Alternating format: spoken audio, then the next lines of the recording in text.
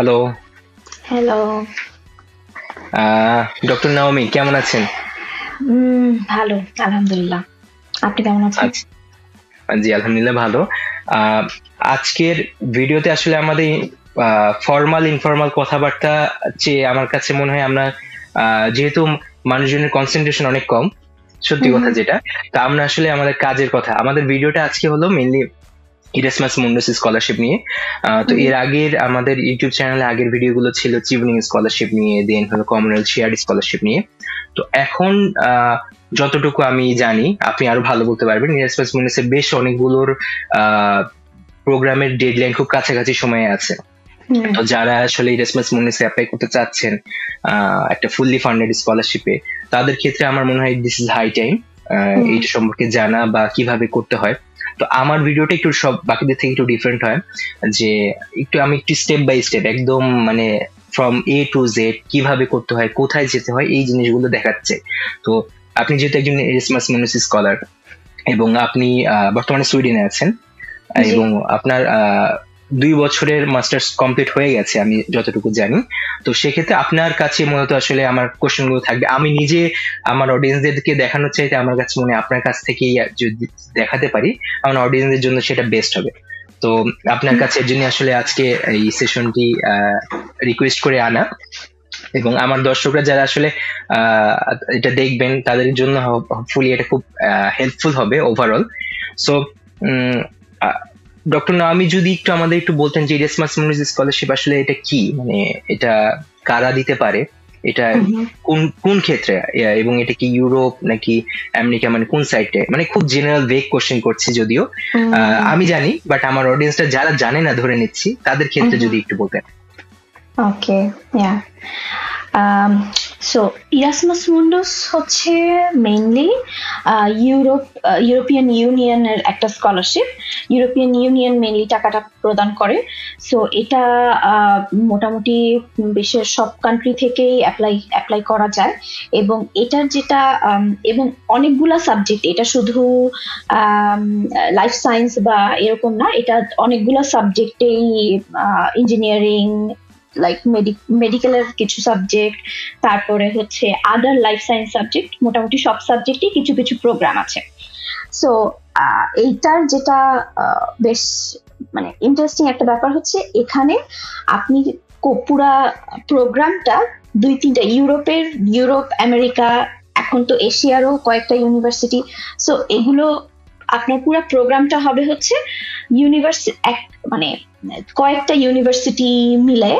এবং সেটার মধ্যে হচ্ছে আহ, এক একটা পোর্শন, ধরেন আমি যেই সাবজেক্টে করেছি, আমি হচ্ছে পাবলিক হেলথ ইন ডিজাস্টারে করেছি। সো আমার প্রোগ্রামের যেই পোর্শনটা বা যেই সাবজেক্টটা যেই ইউনিভার্সিটিতে বেটার, আমাকে তখন সেই ইউনিভার্সিটি থেকে, মানে সেই ইউনিভার্সিটি আমি সেই সেমিস্টার করেছি। সো এটা বেসিক্যালি ডিপেন্ড করে হচ্ছে প্রোগ্রাম টু প্রোগ্রাম, কোথায় কোন দেশে কোন কান্ট্রিতে আপনি যাবেন, এবং কোন সাবজেক্টটা, এটা প্রোগ্রাম ওয়াইজ ডিফারেন্ট হয়। But this is very interesting that আপনি 2 বছরের একটা মাস্টার্স এর প্রোগ্রাম, এবং আপনি মোটামুটি 2টা বা 3টা ইউনিভার্সিটিতে ট্রাভেল করবেন ফর স্টাডিং। মানে ইউনিভার্সিটি বলতে কি সেক্ষেত্রে কি একই কন্টিনেন্টে হবে নাকি একাধিক মানে কান্ট্রিতে হতে পারে? ইরাসমাসের আসলে আম, এখন রাইট নাও ওদের, আমি রিসেন্টলি দেখলাম ওদের এশিয়াতে একটা ইউনিভার্সিটির আছে, সাথে আচ্ছা, একটা ইয়ে হয়েছে।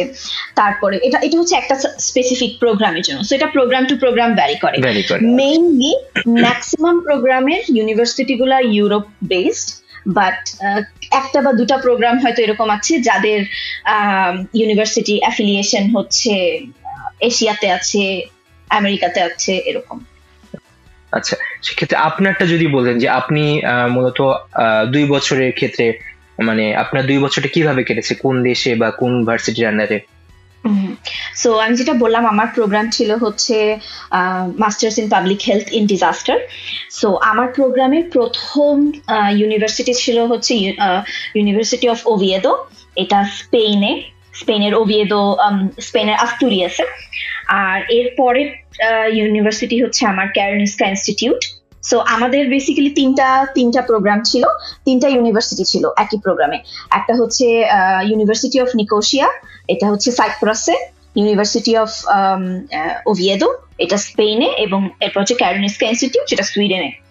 সো আমাদের প্রোগ্রামটা এইভাবেই মানে আপনাকে তিনটা জায়গায় আর কি ট্রাভেল করতে হয়েছে within 2 years within time 2 frame. years। So মানে কাইন্ড অফ পড়াশোনার সাথে সাথে আসলে ইউরোপের কিছু দেশও ঘোরার একটা মানে ব্যবস্থা আসলে হয়ে যায়। অবশ্যই অবশ্যই। এই আমার মনে হয় এই প্রোগ্রামটা ইন্টারেস্টিং এই কারণেই যে আপনি এই 2 বছরের মধ্যে আপনি অনেকগুলা দেশ ঘুরবেন, অনেকগুলা কালচারের সাথে ইন্ট্রোডিউসড হবেন এবং অনেক মানুষের সাথে পরিচিত হবেন। অ্যাপার্ট ফ্রম স্টাডি আপনি তো শিখবেন অবশ্যই, মাস্টার্সে তো আপনি শিখছেন, কিন্তু এটা ছাড়াও আপনি মানে আশেপাশের এনভায়রনমেন্ট থেকে অনেক বেশি শিখবেন।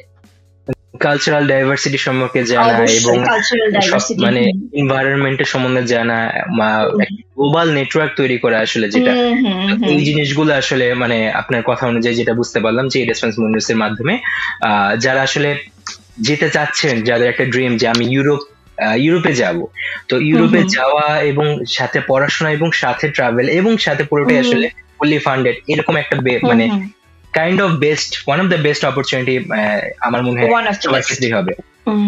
এটা আমার কাছে মনে হয় it's a life changing opportunity. Obviously আপনাকে মানে আপনার শুধু প্লেন ফেয়ারটা ওরা দিয়ে দেয়, মানে আপনি এখানে আসা, থাকা, ঘোরা, পড়াশোনা সব covered. So it's a life মানে একদম লিটারালি যেটাকে ফুললি ফান্ডেড বলে, ফ্রম এ টু জেড সবকিছু ওরা বের করে, যাওয়ার টিকিট থেকে শুরু করে আসার টিকিট মানে, এবং ওখানে থাকা খাওয়ার জন্য স্টাইপেন্ড, সবকিছু মান্থলি স্টাইপেন্ড দেওয়া হয়। তো এই অবশ্যই এটা তো প্রোগ্রাম বাই প্রোগ্রাম ভ্যারি করে অবভিয়াসলি, বাট ইন জেনারেল ইরাসমাসের জন্য মানে কারা অ্যাপ্লাই করতে পারবে? এটা কি আন্ডার গ্রেডও অ্যাপ্লাই করা যায় কিনা, নাকি শুধু মাস্টার্সে, নাকি পিএইচডিও এখানে আছে? এইটা নিয়ে যদি কিছু বলতেন।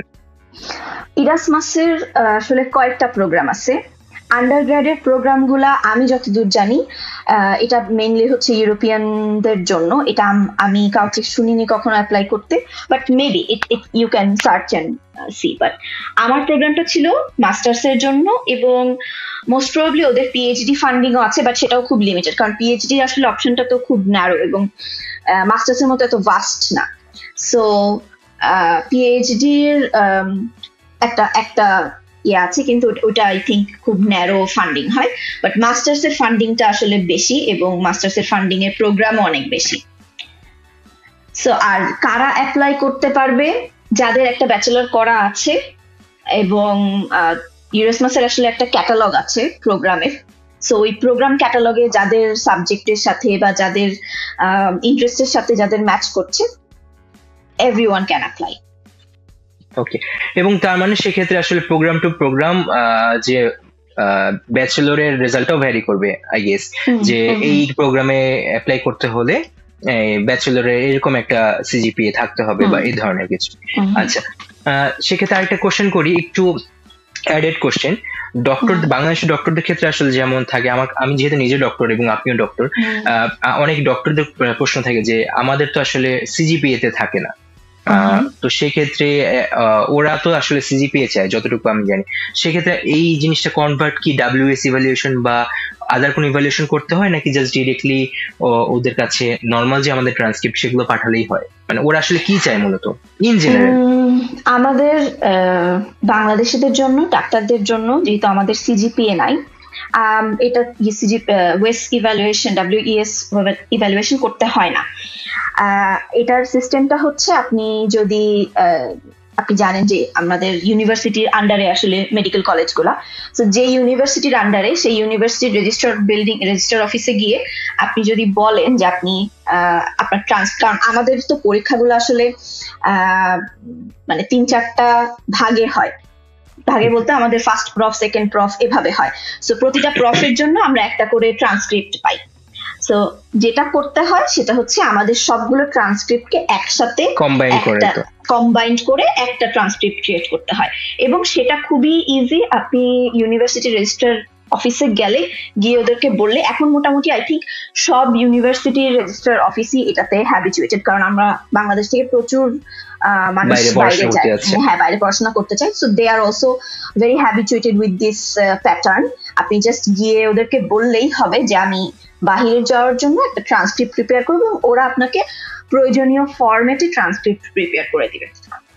আচ্ছা, সেক্ষেত্রে আমরা আসলে মূলত প্রথমে আসলে আমার যেটা বুঝতে পারলাম যে আমরা ক্যাটালগ দেখবো, যেই কোর্সে বা যে প্রোগ্রামে আমি পছন্দ করছি বা অ্যাপ্লাই করতে যাচ্ছি, সেখানে রিকোয়ারমেন্টস গুলো দেখবো যে এলিজিবিলিটি ক্রাইটেরিয়া গুলো কি কি, সেটা আমার সাথে ম্যাচ করে কিনা বা আমি আসলে অ্যাপ্লাই করতে পারবো কিনা, সেই অনুযায়ী আমি আমার ডকুমেন্ট গুলো সাজাবো। এবং মোটামুটি ডক্টরদের ক্ষেত্রেও যেটা হবে যে সিজিপিএ আসলে কনভার্ট করা লাগবে না, যে ট্রান্সক্রিপ্টটা মূল যে ট্রান্সক্রিপ্টটা একসাথে কম্বাইন সেটাই আসলে পাঠালেই মোটামুটি ডক্টররা যেসব জায়গাতে অ্যাপ্লাই করতে যাচ্ছে সেগুলোতে আশা করি হয়ে যাবে, এটাই।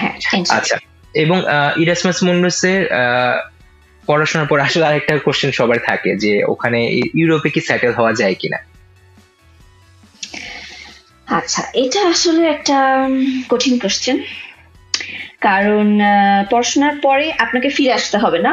ইরাসমাসের এরকম কোনো, যেমন অনেক প্রোগ্রামের এরকম ইয়ে থাকে, কন্ডিশন থাকে, বাধ্যতামূলক থাকে, যেমন চেভিং স্কলারশিপ 2 বছরের জন্য দেশে ব্যাক করতে হবে, 2 বছরের জন্য আপনাকে দেশে ব্যাক করতে হবে। কিন্তু ইরাসমাসের এরকম কোনো কন্ডিশন নাই যে আপনাকে দেশে ব্যাক করতে হবে। সো আপনি যদি মাস্টার্স করার পরে এখানে যে কান্ট্রিতেই আপনি চান থাকার, তো আসলে শর্তটা হচ্ছে আপনাকে চাকরি থাকতে হবে। সো আপনি যদি চাকরি ম্যানেজ করতে পারেন, you are good to go. সেক্ষেত্রে এটার সাথে তাহলে একটু অ্যাডেড কোশ্চেন হয়ে যায় যে যে প্রোগ্রামে পড়াশোনা করলাম সেই প্রোগ্রামে চাকরি পাওয়ার কোনো নিশ্চয়তা কি থাকে? মানে আমি একটা ফুললি ফান্ডেড একটা scholarship, one of the most prestigious scholarship in the whole wide world, এখানে আমি পেলাম এবং ওই প্রোগ্রামে পড়াশোনা করলাম একটা ভালো ইউনিভার্সিটি থেকে, সেখানে কি চাকরি পেতে কোনো আসলে অ্যাডভান্টেজ পাওয়া যায় কিনা, নাকি পুরোটাই আসলে নিজের স্কিল, কি শিখলাম, কতটুকু নিজে জানলাম এবং কতটুকু দিতে পারবো সেটার উপর নির্ভর করে? আচ্ছা, এখানে যে প্রথমে বললাম যে ইরাসমাসে আসলে পড়াশোনার সাথে নেটওয়ার্কিং একটা বড় part. So it really depends how you network. আপনি যত ভালো নেটওয়ার্ক ক্রিয়েট করবেন, আসলে আমার মনে হয় চাকরির ক্ষেত্রে ব্যাপারটা তাই, আপনার স্কিল এবং আপনার নেটওয়ার্কিং যত ভালো হবে চাকরি পাওয়ার সম্ভাবনা তত আসলে বেড়ে যায়। সো এখানেও ব্যাপারটা সেম, যে আপনি একটা মাস্টার্স করলেন, করার পরে আসলে মাস্টার্সের সাথে সাথে আপনাকে নেটওয়ার্কিংও করতে হবে। নেটওয়ার্কিং আপনার যত ভালো হবে আপনার চাকরি পাওয়ার সুযোগ তত বেশি। সেক্ষেত্রে আপনি যেমন 3টি ভার্সিটি, মানে 3টি কান্ট্রিতে পড়াশোনা করছেন 3টি ভার্সিটির আন্ডারে, সেক্ষেত্রে আপনি কি ফাইনালি যে ভার্সিটি বা ফাইনাল যে কান্ট্রি দিচ্ছেন সেখানেই থাকতে হবে, নাকি আপনি উইদিন এই যে 3টা ভার্সিটি বা 3টা কান্ট্রি যে কোনো জায়গাতে আপনি আবার ফিরে যেতে পারবেন, এমন কোনো কিছু বাধ্যবাধকতা বা রেস্ট্রিকশন কি আছে কিনা? না, এরকম কোনো ফিক্সড কিছু নাই। কারণ আপনি যখন বিভিন্ন জায়গায় ট্রাভেল করেন, মানে একটা কান্ট্রি থেকে আরেকটা country, so generally I think আপনার, কারণ আপনি ইউরোপে আসার পরে এখানে হচ্ছে আপনাকে একটা রেসিডেন্স পারমিট দেওয়া হয়, একটা টেম্পোরারি রেসিডেন্স পারমিট দেওয়া হয় অ্যাজ আ স্টুডেন্ট। সো ওই রেসিডেন্স পারমিট নিয়ে আপনি মোটামুটি কয়েকটা কান্ট্রিতে মানে যেতে পারবেন। এটা ডিপেন্ড করে, জেনারেলি একটা কান্ট্রির রেসিডেন্স পারমিট দিয়ে আপনি অন্য আরেকটা কান্ট্রিতে আই থিঙ্ক 4 থেকে 6 মাসের বেশি আপনি থাকতে পারবেন না। মানে নিয়ম হচ্ছে, যদি আপনি কোনো কান্ট্রিতে, যেমন আমার ক্ষেত্রে আমি যদি বলি তাহলে ব্যাপারটা ইজি হয়। আমি স্পেনে ছিলাম, আমার প্রথম কান্ট্রি ছিল স্পেন। স্পেন থেকে আমি যখন সুইডেনে আসছি, আমার কোর্স সুইডেনে মানে বেশি সময়ের ছিল, অলমোস্ট 1 বছরের একটা কোর্স আমি সুইডেনে করছি। সো আমাকে তখন সুইডেনের রেসিডেন্স পারমিট নিতে হয়েছে। ইনস্পাইট অফ আমার স্পেনের পারমিট থাকা সত্ত্বেও আমাকে আরেকটা পারমিট নিতে হয়েছে, কারণ আমি এখানে মোর দেন 6 মান্থস থাকবো। সো আমি এখানে রেসিডেন্স পারমিট নিয়ে এখানে পড়াশোনা করছি। এখন আমার টিল মাই রেসিডেন্স পারমিট, এখানে যেহেতু আমাকে 1 বছরের রেসিডেন্স পারমিট দিছে, সো আমার এই 1 বছরের রেসিডেন্স আমি এখানে থাকতে পারবো, দ্যাট ইজ ওকে। এবং এর 1 বছর পরে যদি আমার কোর্স শেষ হয়ে যায়, আমি 1 বছর পরে ওয়ার্ক সার্চিং ভিসা বলে একটা ভিসা আছে, সেটার জন্য আমি অ্যাপ্লাই করতে পারবো। সেটা আমি সুইডেনেও পারবো, সেটা আমি স্পেনেও পারবো, depending on my preference, because I had residence of both of the countries. So এটা এইরকম আপনি এটা এক কান্ট্রি টু কান্ট্রি যদিও রুলস গুলা ভ্যারি করে, সব কান্ট্রি একরকম না। যেমন সাইপ্রাসে আপনি এটা চাইতে পারবেন না, বাংলাদেশিদের জন্য সাইপ্রাসে কিছু ভিসা ইস্যুস আছে।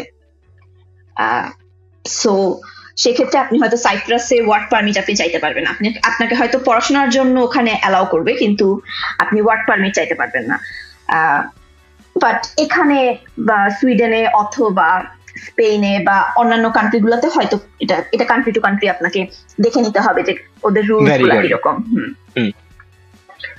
সেক্ষেত্রে যেমন আমি যদি বলি যে ইউকেতে, আমি যেহেতু বর্তমানে ইউকেতে আছি, তো ইউকেতে যেমন হলো পড়াশোনার পরে পিএসডব্লিউ বলা হয় আর কি, তো সেখানে 2 বছর একটা সময় পাওয়া যায়। তো এরকম কি ইরাসমাস মুন্ডাস স্কলারশিপে কি থাকে কিনা, বা যেমন চিভেনিং এ থাকে না, চিভেনিং এ আপনার পড়াশোনা শেষ করার পরে 2 বছরের জন্য বাংলাদেশে অ্যাটলিস্ট ব্যাক করতে হবে।